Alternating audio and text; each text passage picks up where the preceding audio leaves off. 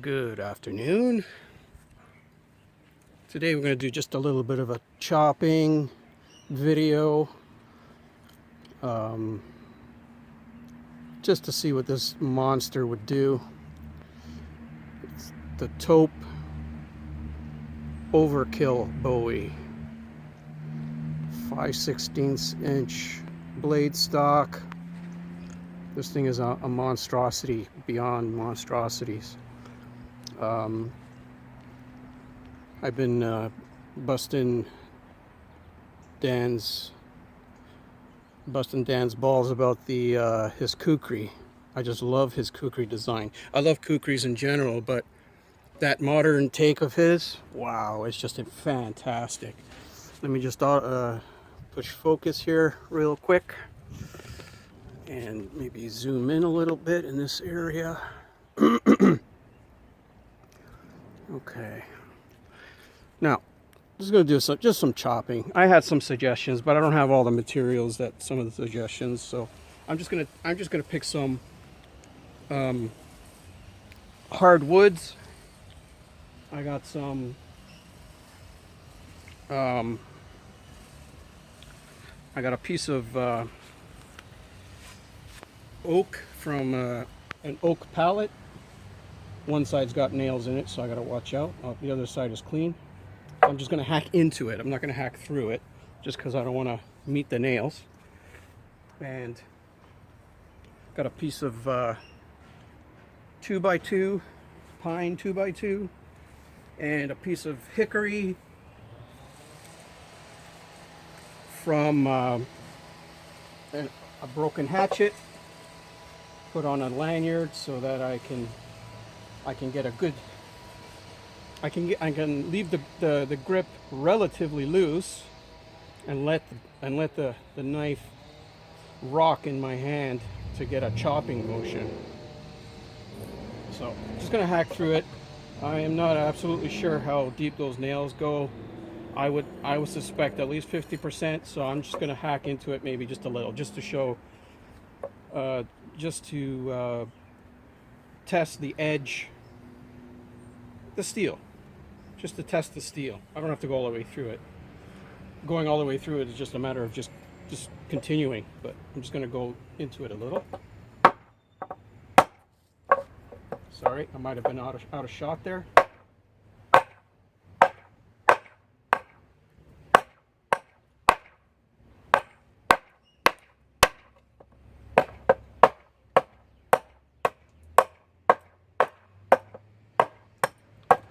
That's as far as I really want to go before I don't know how far they shoot those nails in. Probably deep to keep them from coming out. So this is a piece of hickory, piece of hickory, and you know hickory, it's hardwood for axe handles and whatever. So axe and hammers and other tools.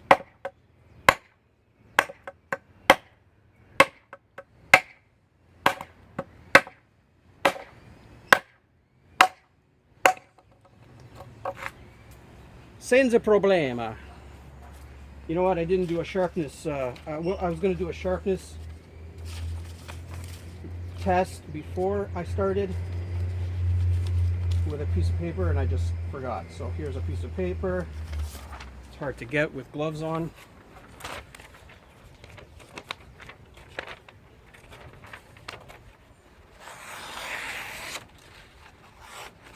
This is really. This paper is sat out in the rain, so that's why it's kind of.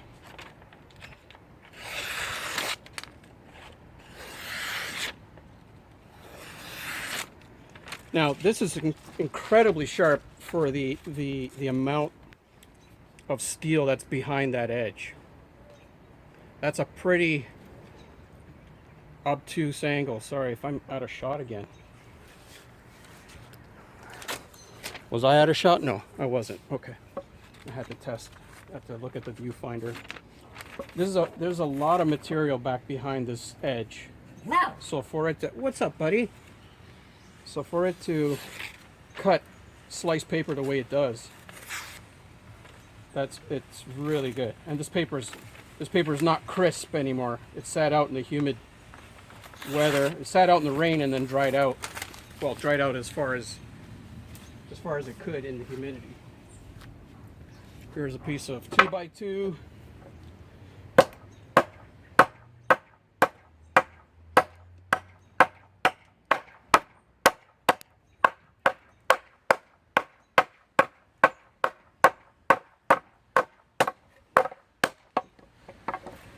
No problem.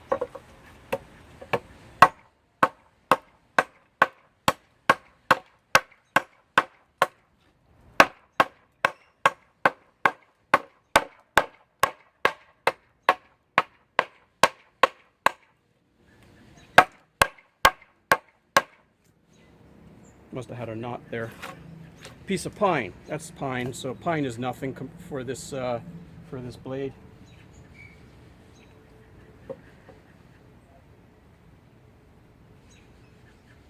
No shiny spots. That means no chips or rolls. I never expected it to chip or roll. Just doing the inspection anyway. Oh yeah, piece of maple. No. What's up, Chi-Chi? I know, you're an attention hog. Okay. Again, not going to go through it, just going to chop into it a little bit, just for edge retention and just overall damage resistance test.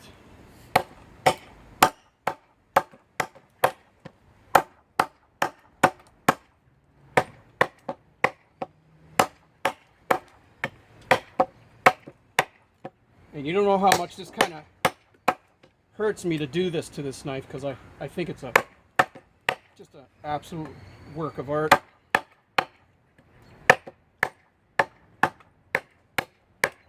I only do this kind of stuff to knives that are sub $100, because, you know, that's why I buy $100 knives, to do this stuff. So yeah, made a nice V-notch in that pine, and it looks to be a piece of burly wood there that it's hacking into there.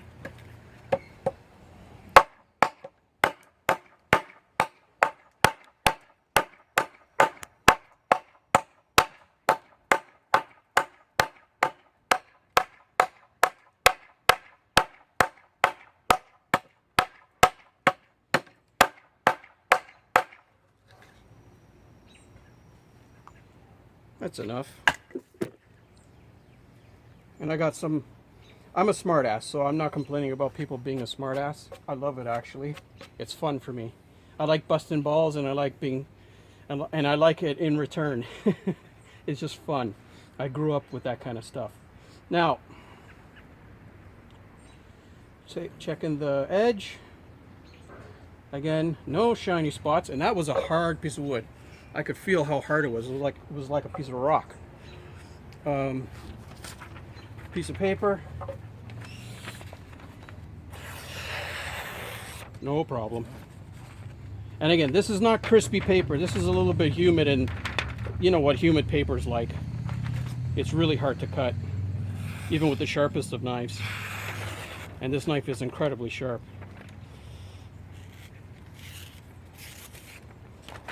That's just my technique missing it there. There's no nicks in this.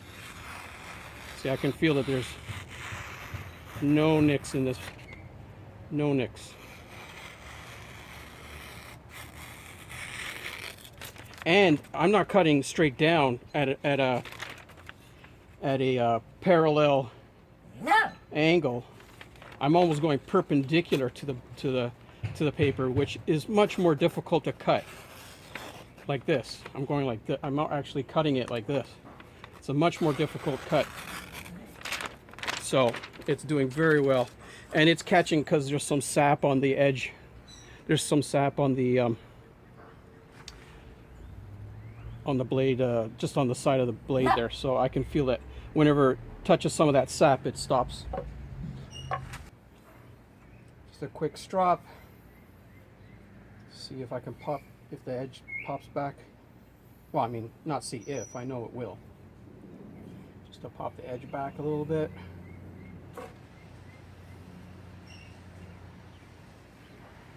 Very easy to make these strops. I just found an old belt, old leather belt, and I used the felt side, the rough side of it, upwards, and I glued the smooth side of it down to just this piece of stick. And because, you know, after some use, the green side and the black side will look both black, so I marked green and black. Put a mark down the middle. There you go, strop. Doesn't have to be fancy.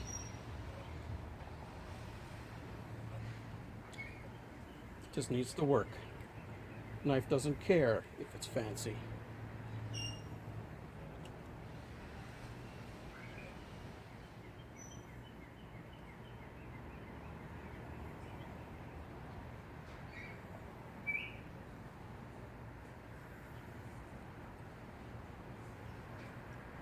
And this blade is so chunky, so heavy. Not in a negative sense. I love heavy, big beast knives. But it's so heavy that I don't have to press. You shouldn't really have to press on a strop. Maybe with an extra light knife, maybe a slight amount of pressure. But with a big knife like this, no. You just let the weight of the knife do the thing. Do the thing. You can hear my bird in the background, making all kinds of weird whistles.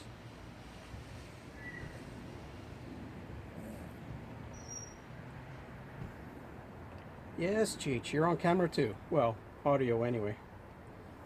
Alright, that's enough stropping. And I don't have any paper left. That's okay. Alright. Here, a piece of twine.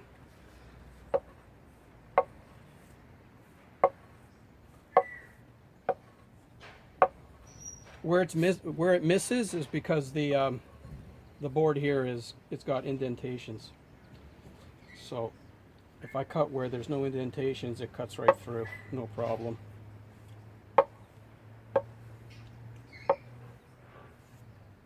And I'm not even pressing. I'm just letting the blade do the work. It's just crazy.